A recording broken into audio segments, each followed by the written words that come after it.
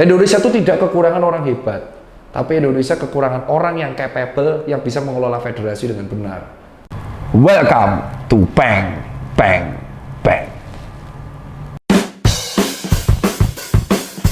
Yuk kembali lagi bersama dengan saya Dr. Tirta di Info Cipeng. Ya, dan ini nggak ada teks. Lu lihat ke sana nggak ada teks. Terus sana nggak ada teks. Kalau ngomong tuh tanpa teks. Makanya kalau belajar tuh pinter. Ya di kuliahan tuh lihat. Paham? Hah? Paham? Use your brain. Use your brain. Nah, jadi kembali lagi. Kemarin di Twitter itu dihebohkan oleh beberapa hal yang menurut saya sangat menggelitik untuk dibahas. Yang pertama adalah kita tahu bahwa untuk meraih hal maksimal di sepak bola, walaupun saya bukan seorang pesepak bola, saya fans Liverpool dari 14 tahun lalu. Bola lokal saya perhatiin, tapi saya nggak bisa ngomong karena toko saya ada di Bajak Cabang. Kalau saya pro satu tim lokal yang ada nggak enak sama tim lain yang ada. Misal saya tiba-tiba pro Persebaya, toko saya di Malang gimana? Semua kawan bagi saya nggak akan, saya netral di bola lokal. Tapi saya akrab dengan beberapa punggawa dan beberapa supporternya. Jadi untuk mendapatkan hal maksimal di timnas, apapun itu harus dimulai dari liga yang bagus. Ini dari pendapat saya, yang saya baca dari berbagai media bola. Jadi kalau mau pemain timnas itu keren, itu harus kompetisi lokalnya bagus, berjenjang. Ya, ini bukan teks, sekali lagi itu kamera. Mana teksnya? Nggak ada. Bukan. Jadi harus berjenjang dan harus bagus. Ya, step by stepnya tuh harus bagus. Jadi kayak seperti ini. Kompetisi junior harus jelas, antara SMP, antara SMA, kompetisi divisi 3, liga amatir, divisi 3, divisi 2, divisi 1 sampai liga utama itu harus jelas. Step by stepnya harus jelas. Di balik kompetisi yang sehat dan jelas, selalu akan menghasilkan pemain-pemain yang berkualitas. Dan akhirnya akan membangkitkan timnas tersebut yang akan juga membangkitkan di kancah internasional. Itu yang pertama. Dan yang kedua, tidak ada sejarah bagus ketika politik itu dicampur adukan dengan bola. Yang memimpin bola itu harusnya bukan politisi, tapi adalah orang yang paham mengenai bola tersebut. Nomor 2, ya. Dan yang nomor 3 adalah memang tidak bisa di dalam sebuah, kalau kita pengen menghasilkan maksimal timnas itu tidak boleh kita orang-orang yang sudah nggak paham bola itu ikut campur dalam pelatih. Contoh, kita lihat berbagai macam pelatih di klub-klub Eropa itu sering mengundurkan diri karena manajer atau timnya, direksi itu ikut campur dalam pemilihan pemain. Bahkan Jurgen Klopp itu pernah mengatakan, gue mau masuk ke Liverpool kalau manajemen nggak ikut campur sama gue. Atau Ralf Rangnick yang katanya mbahnya gegen pressing, yang ternyata di MU tetap mediocre juga. Dia mengatakan bahwa saya mau melatih tim MU asalkan memang tidak ikut campur. Kenapa? Karena setiap pelatih memiliki pemikiran sendiri dan memiliki program itu jangka panjang, bukan jangka pendek. Sehingga kalau ada komite eksekutif yang tiba-tiba ikut campur, itu akan mengakibatkan terjadinya kebingungan siapa yang mimpin di situ. Pelatih itu memimpin tim itu di lapangan latihan. Urusan direksi itu urusan penggajian aja dan administrasi dan pembuat kebijakan. Nah, kita lihat sekarang di Indonesia. Jujur, kompetisi kita sudah sehat apa belum? Belum. Kalau kita lihat Liga 3, berapa banyak yang tawuran? Coba ya, Daniel sama Jonathan, aku minta video ini ditampilin semua. Berapa orang yang habis berantem, kita tuh kalau nonton Liga 3 itu bonus. Nonton bola sama tinju, bos. Tarung bebas, tawuran. Habis main gebuk-gebukan, nggak antar pemain, supporter sama pemain, kadang wasit sama pemain. Penggajiannya pun di Liga 3, Liga 3 harus diperjelas. Kadang bahkan ada yang menjadi pertanyaan, ada yang kontraknya itu tiap bulan. Sehat nggak? Menurut Anda, tim pertamanya aja Liga 3 itu sehat nggak? Sehat nggak secara psikologis, tontonan, berantem terus tiap hari, keuangan tuh sehat nggak?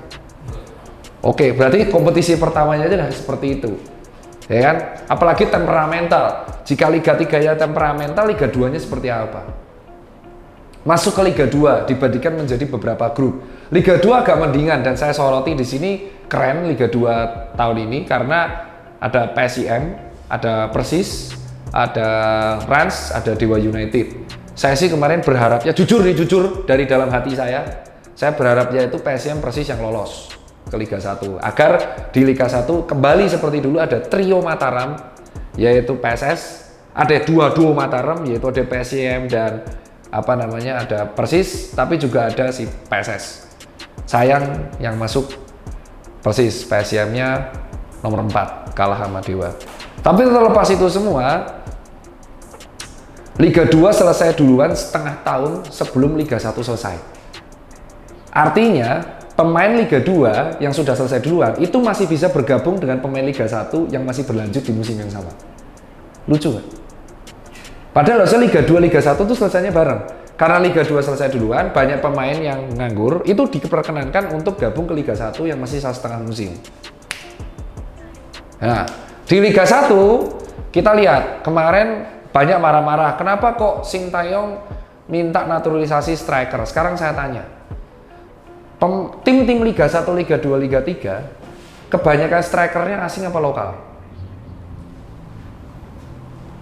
Lama-lama banyak ada striker lokal ada, tapi kebanyakan striker akhirnya kalau striker asing yang kebanyakan di situ ada tempat dan spot nggak buat striker lokal. Asnawi posisinya apa? Kita lihat. Witan Sulaiman, pemain favorit saya, Arhan Pratama, PSIS tuh. Irfan Jaya kemarin ke Bali United, ya dia striker. Ya bukan striker murni sih aku bilang. Yang lainnya gimana?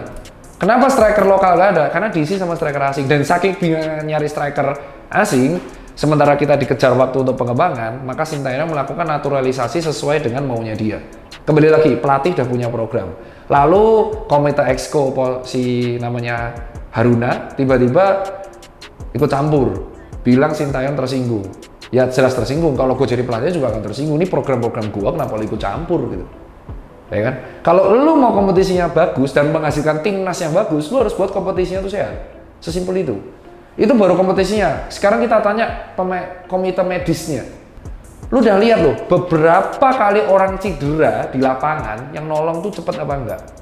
Ya Liga 1 keren. Liga 1, Liga 2 gua anggap sudah paling mendingan. Lu coba lihat Liga 3, ada orang terkapar yang nolong gimana? Sudah berapa banyak tim medis yang dilibatkan di Liga 3, Liga 2, Liga 1. Dokter di Indonesia tuh banyak. Ada dokter SPKU tuh keren-keren. Apakah kita tidak kekurangan dokter, fisioterapi? Enggak, banyak. Tapi apakah sudah tim medis ini dilibatkan secara proper di Liga 1 dan Liga 2, Liga 3? Loh, lu nggak tahu apa-apa soal bola. Weh, bos, gue lahir di Solo. Gue ngikutin Pasopati, ya. Gue ngikutin bola Solo itu dari zaman Pelita Solo, dari zaman Persija, tim Solo FC sebelum pindah Sriwijaya, sampai hari ngikutin Persis. Gue ngikutin semuanya, bos. Terus gue ke Jogja, ngikutin PSS, ngikutin PSM. Gue ngikutin berita itu semuanya. Semuanya. Pegawai gue yang di Solo, Pasopati. Yang di Jogja, Mataram, Brajamusti. Yang di Sleman, Slemania. Ada yang bahkan jadi BCS. Jadi kalau menurut gue hidup dalam hal itu semua. Dan gue melihat semua. Dulu kita memiliki pesepak bola andal, Kurniawan Dwianto, dan kita sangat loh. Pak Kurniawan itu menjadi asisten pelatih di Italia. Dulu ingat Kurniawan tuh Dwianto alumni apa? Kalau memperhatiin bola lokal, Primavera. Ya pernah main di Italia, bos. Ya kan? Kalau lu pengen menghasilkan pemain yang berkualitas, pemain itu harus bermain di kompetisi yang berkualitas dengan federasi yang berkualitas. Itu alasan Sintayong ngomong pemain Indonesia keluar negeri sebanyak mungkin. Ada yang kemarin ke Liga Slovakia, ada yang ke Korea.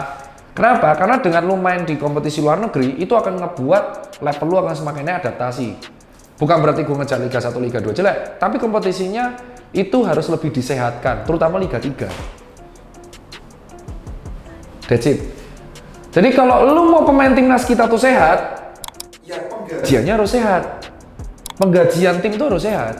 Penggajian tim harus sehat, pemain itu harus dijamin, ada asuransinya, ada BPJS-nya, tim medisnya harus diurus, sponsornya harus jelas, pembayaran, kontrak, semuanya harus jelas. Baru lu akan menghasilkan pemain yang layak. Bahkan makanannya pun harus diatur. makanan, pola makan, pola gym, olahraga, pola gizi, pakai nutrisionis. Sudahkah tim bola meng-hire nutrisionis? Belum semuanya, bos.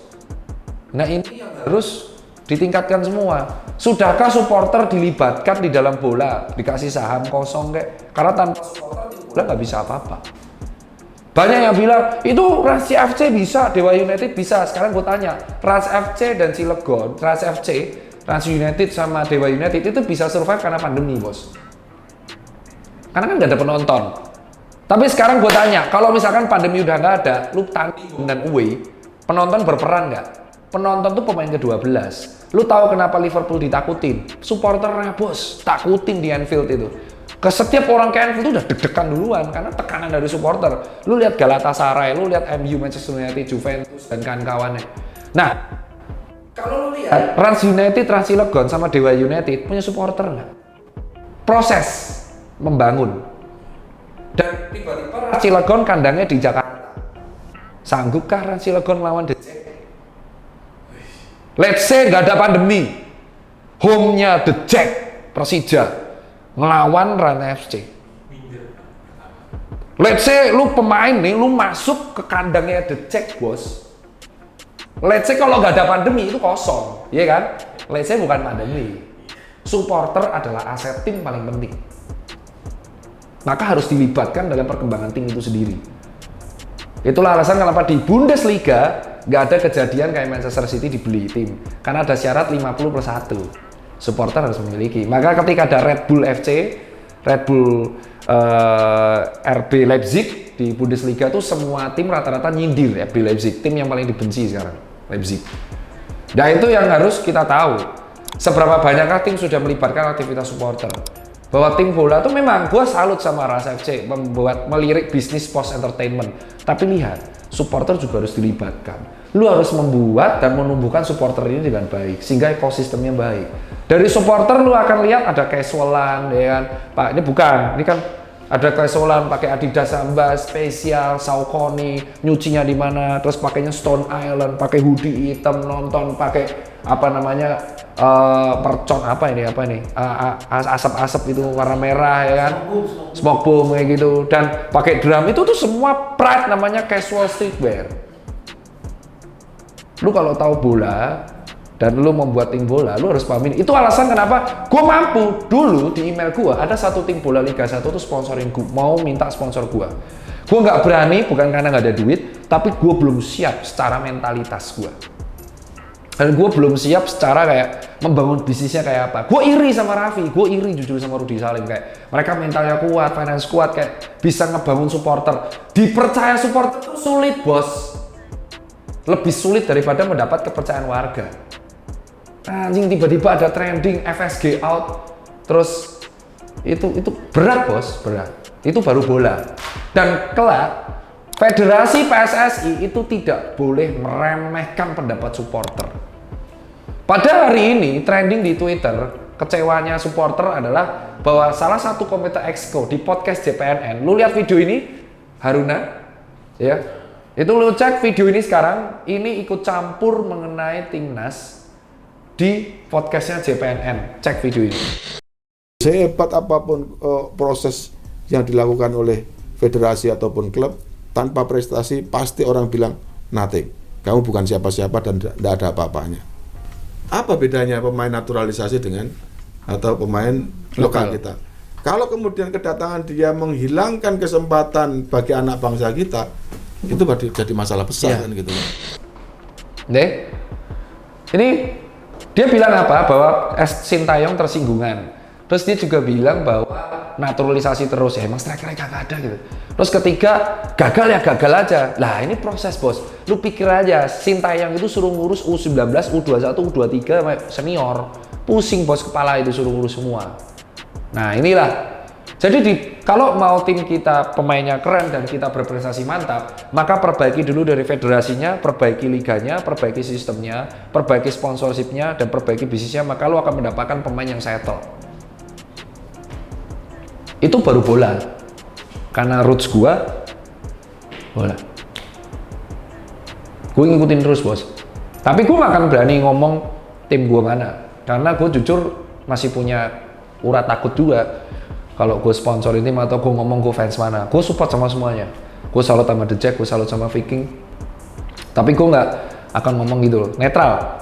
Ya bisnis gue bergerak di sepatu gitu bro. Dan soal balapan, gue kira ini hanya terjadi di bola, tapi di balapan juga gitu. Dimas Eki datang ke gua curhat mengenai kepastian. Dia nggak jelekin timnya, dia hanya cuma minta kepastian. Gue 2022 balap di mana, hak gua kemarin gimana, asuransi gua gimana. Dah, that's it. Itu baru Dimas Eki soal balapan. Baru ada bola, ada balapan, ya kan? Lu tahu nggak kompetisi yang dikelola profesional tapi oleh swasta apa? Basket. Apa? Kompetisi yang dikelola oleh swasta dan sangat profesional dan menghasilkan bibit unggul semua. Bukan. Salah. DBL bos. DBL itu dikelola oleh Zulananda, kompetisi antara SMA dan menghasilkan pemain yang berkualitas. DBL bahkan sukses menggelar kompetisi pakai penonton selama pandemi. DBL itu adalah contoh kompetisi yang dikelola dengan sehat dan menghasilkan talenta-talenta baru yang akhirnya main di IBL. Gak jarang berapa banyak talenta yang ditemukan di DBL akhirnya terjun ke IBL. Contohnya Abraham yang akhirnya di-endorse sama Ardiles. Itu adalah contoh banget bahwa sesungguhnya DBL adalah menjadi contoh bahwa kalau lu mau menghasilkan pemain berkualitas, perbaiki kompetisinya. Berapa banyak pemain hebat lahir dari PB Jarum bulu tangkis? Banyak. Berapa banyak pelatih bulu tangkis Indonesia yang sukses memoles tim luar negeri? Contoh Singapura. Orang Solo tuh yang latih. Atau kemarin Guatemala itu pelatih juga orang Indonesia bos. Berapa banyak orang Indonesia tuh melatih? Jadi orang Indonesia tuh nggak kekurangan orang hebat. Orang Indonesia hanya kekurangan pengelolaan federasi yang benar. Terlalu banyak federasi kita yang dihandle oleh orang non olahraga. Dokter Tirta, gue medis. Kalau lu nyuruh gue ngurusin medis olahraga, gue bisa. Tapi gue harus konsul ke dokter Andika, SPKU. Gue eksekutor, dokter Andika lah yang ngurus semua. Orang yang mengurus olahraga itu sebisa mungkin orang yang paham olahraga. Gue tanya sekarang, Menporanya olahraga apa bukan? Menporanya orang olahraga bukan? Bukan pasut baper, Bol. Menpora orang olahraga bukan? Bukan. Hah? Bukan. Ketum PSSI-nya orang olahraga bukan? Bukan. Orang polisi, bos. Ya kan? Ya kan? Bukan orang olahraga. Terus bukan orang olahraga, keluar-keluar soal olahraga. Ya nggak paham. Nggak paham. Ya. Itu. Terus kalau lu tanya ke gua, gimana cara menghasilkan pembalap-pembalap bertalenta? Jawabannya apa? Ya lu harus bukan sirkuitnya doang. Harus membuat kompetisi yang sehat. Maka ada kompetisi balap liar tuh. Kompetisi balap liar resmi. Itu aja gua bingung. Kompetisi balap liar tapi resmi. Lu tahu nggak kompetisi balap liar tuh yang dicari bukan apa? Bukan safety-nya, apa? Pernah balapan liar nggak? Seretan? Pernah gua, 201 400 meter. Apa yang dicari dari balapan liar? Betul, duitnya, taruhannya.